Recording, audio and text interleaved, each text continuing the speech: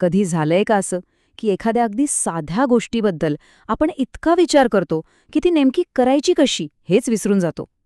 मला वाटतं हे आपल्या सगळ्यांबरोबर कधी ना कधी घडतंच. तर आज आपण नेमक्या ह्याच मानसिक अडथळ्याबद्दल बोलणार आहोत, जो आपल्या सगळ्यांच्याच आयुष्यात कधी ना कधी येतोच. आणि हो, विशेषतः जे विद्यार्थी परीक्षेच्या तणावाखाली आहेत ना, त्यांच्यासाठी हे विश्लेषण एक प्रकारचं स्टडी एड ठरू शकतं, जे त्यांना परफॉर्मन्सची चिंता कमी करायला नक्कीच मदत करेल. चला तर मग ही नेमकी काय भानगड आहे हे समजून घेण्यासाठी एका 100 पायांच्या गोमेची गोष्ट ऐकूया. विचार करा, एक गोम जिला 100 पाय आहेत आणि ती अगदी सहजपणे सुंदरपणे चालतीये. तिची 100 पावलं जणू एका लयीत पडतायत. तिच्या शरीराला हे सगळं कसं करायचं हे अगदी आतूनच माहीत होतं. त्यासाठी तिला कधी विचारच करावा लागला नाही. पण मग एक दिवस काय झालं, एका बेडकाने तिला पाहिलं आणि आश्चर्याने विचारलं, अरे वा, पण तू हे एवढे सगळे पाय सांभाळतेस तरी कसे? म्हणजे आधी नक्की कोणता पाय उचलतेस? आणि बस, या एका साध्या प्रश्नाने सगळा खेळच बदलून टाकला. इथे बघा काय झालं. सगळं कसं सहज नैसर्गिकरित्या सुरू होतं. मग आला तो एक विश्लेषणात्मक प्रश्न आणि त्या प्रश्नामुळे पहिल्यांदाच तिच्या मनात जाणीवपूर्वक विचार सुरू झाले. आणि त्याचा परिणाम? तिचे पाय जागच्या जागी थिजले, तिला लकवाच मारला. पहिल्यांदाच ती तिच्या पायांबद्दल विचार करू लागली आणि तिची सगळी पावलं एकमेकात गुंतून पडली. यातला सगळ्यात महत्त्वाचा मुद्दा हाच आहे. जेव्हा आपलं शरीर एखादी गोष्ट अगदी सहजपणे न विचार करता करत असतं आणि त्यात आपला विचार करणारा मेंदू लुडबुड करायला लागतो, तेव्हा असा गोंधळ उडतोच, नाही का? जसे एखादा उत्तम गिटारिस्ट अचानक स्वतःच्या बोटांकडे बघून अडखळतो, किंवा आपण जिने उतरताना अचानक पावलांचा विचार करायला लागलो की हमखास अडखळतो. पण हा गोंधळ नक्की का होतो? म्हणजे आपल्यात असं नेमकं काय घडतं? चला तर पुढच्या भागात जाऊन यामागचं कारण शोधूया. आता ही गोष्ट आहे चेन नावाच्या एका तरुण भिक्षूची. तो एकटा असला की प्राचीन सूत्र अगदी तोंडपाठ न अडखळता म्हणायचा, एकदम फ्लोमध्ये. पण ज्या क्षणी त्याला कळायचं की कोणीतरी त्याचं ऐकतंय, तो लगेच अडखळायला लागायचा, शब्द विसरायचा. हे बघा, इथे फरक अगदी स्पष्ट दिसतोय. जेव्हा चेन एकटा असायचा तेव्हा फक्त कृती घडत होती, म्हणजे तो फक्त पाठांतर करत होता. पण कोणीतरी पाहायला लागल्यावर त्याचं मन जणू दुभंगलं. एक भाग पाठांतर करतोय आणि दुसरा भाग स्वतःच्याच पाठांतरावर लक्ष ठेवून आहे त्याचं विश्लेषण करतोय.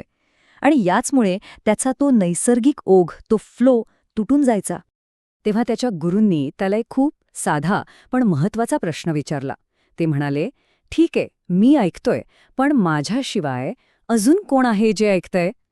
आणि या प्रश्नाने चेनला त्याच्या आत लपलेल्या त्या निरीक्षकाची जाणीव करून दिली. हा निरीक्षक म्हणजे आपल्याच मनाचा एक भाग आहे, जो सतत आपल्या कामावर लक्ष ठेवून असतो. तो आपल्याला जज करतो, बरोबर होतंय की नाही हे तपासतो. चेनच्या बाबतीत आणि त्या 100 पायांच्या गोमेच्या बाबतीत त्यांच्या नैसर्गिक कौशल्यात अडथळा आणण्याचं मूळ कारण हाच आतला निरीक्षक होता. बरं, आता आपल्याला समस्या समजली, त्यामागचं कारणही कळालं. पण यावर उपाय काय? चला आता एका वेगळ्या दृष्टिकोनाकडे वळूया, जो आपल्याला शेवटच्या उदाहरणातून मिळेल. ही गोष्ट आहे सोना नावाच्या भिक्षूची, जो जन्मापासूनच अंध होता. पण गंमत म्हणजे त्याची हीच गोष्ट त्याची सर्वात मोठी ताकद बनली. डोळ्यांनी जग दिसत नसल्यामुळे तो ते पाहून त्याचं सतत विश्लेषण करण्याच्या चक्रातून वाचला. यालाच म्हणतात प्रत्यक्ष ज्ञान. म्हणजे असं ज्ञान जे विश्लेषणाच्या पलीकडचं आहे, जे थेट अनुभवातून येतं. स्पर्श, आवाज, भावना यातून, कोणत्याही लेबल किंवा विचारांशिवाय. बघा, इथे 2 प्रकारच्या ज्ञानातला फरक अगदी स्पष्ट आहे. एक आहे संकल्पनात्मक ज्ञान, जे आपण डोळ्यांनी पाहून, गोष्टींना नावं देऊन त्याचं विश्लेषण करून मिळवतो. आणि दुसरं आहे प्रत्यक्ष ज्ञान, जे वास्तवाला जसं आहे तसं थेट इंद्रियांद्वारे अनुभवतं. सोना अंध असल्यामुळे त्याला ह्याच प्रत्यक्ष ज्ञानावर अवलंबून राहावं लागलं, ज्यामुळे त्याचं मन सततच्या विश्लेषणाच्या थकव्यातून मुक्त झालं. आणि हीच सोनाची एक खूप महत्वाची शिकवण होती. तो म्हणायचा की कधीकधी स्पष्टपणे पाहण्यात आपली दृष्टी हाच सर्वात मोठा अडथळा ठरू शकते. कारण डोळ्यांद्वारे येणाऱ्या माहितीच्या महापुरात आपण थेट अनुभवण्यापासून दूर जातो.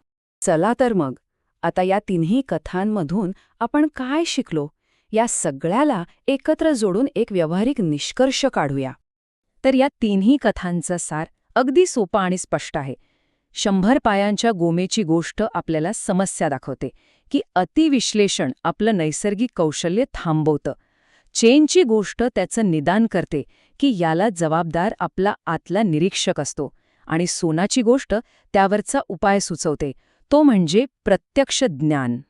आता विद्यार्थ्यांसाठी हे इतकं महत्त्वाचं का आहे? कारण परीक्षेच्या वेळी, प्रेझेंटेशन देताना किंवा कोणतंही क्रिएटिव्ह काम करताना नेमकं हेच घडतं. याचा अर्थ असा की आपण जो काही अभ्यास केला आहे त्यावर विश्वास ठेवायला हवा.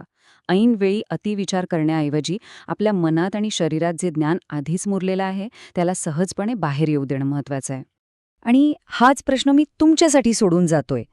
आपल्या आयुष्यात आणि आपल्या अभ्यासात अशा कोणत्या जागा आहेत जिथे आपण विचारांच्या पलीकडे जाऊन आपल्या त्या सहज ज्ञानावर विश्वास ठेवू शकतो? यावर नक्की विचार करा.